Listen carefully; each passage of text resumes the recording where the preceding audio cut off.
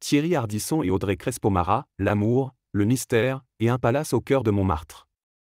C'était une histoire d'amour hors norme.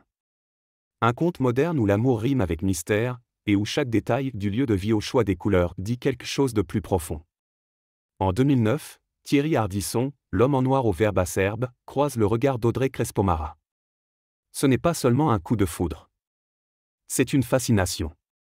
Il la compare aux muses élégantes des toiles de Jean-Gabriel Domergue. Pour lui, elle est l'icône d'une époque rêvée. Très vite, les deux s'unissent, mais pas comme on l'imagine. Ils s'aimaient, mais ne vivaient pas ensemble.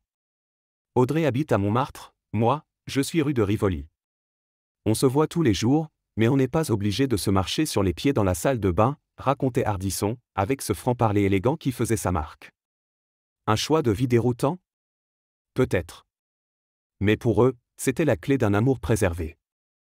Ardisson croyait que vivre constamment ensemble pouvait tuer l'amour. Il voulait entretenir le mystère, la fraîcheur des retrouvailles, le respect de l'individualité. Et pourtant, ils partageaient un lieu à eux. Une demeure sublime, cachée au cœur de Montmartre. Un appartement hors du commun, à l'image de son propriétaire.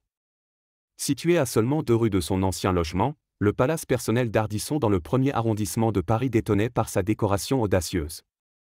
Moquette rouge éclatante, mur bleu ciel, cuisine rose bonbon, ustensiles rouge vif, sol damier noir et blanc.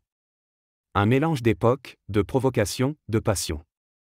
Dans sa chambre, une tête de lit capitonnée, un tableau de femme nue, un miroir démesuré. Dans le séjour, des lustres en cristal, dorures baroques, tableaux immenses. Rien n'était laissé au hasard.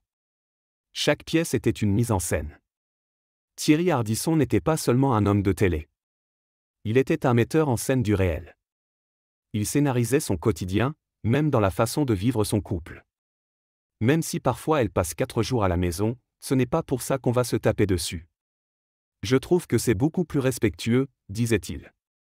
Ce respect, cette liberté, cette intelligence affective ont fait de leur relation une rareté dans le paysage médiatique. Pas d'exhibition, pas de faux-semblants. Juste 2 êtres brillants, complices, dans l'équilibre fragile mais sincère de leur union. Aujourd'hui, alors que Thierry Ardisson nous a quittés à 76 ans, cette demeure à Montmartre devient le sanctuaire d'une époque, d'une vie, d'un amour. Audrey Crespo-Mara, restée à ses côtés jusqu'au dernier souffle, évoquait leur union comme celle de 2 esprits libres et unis. Ce n'est pas juste une maison. C'est un manifeste. Un espace de création, d'ironie, d'amour et de solitude choisie.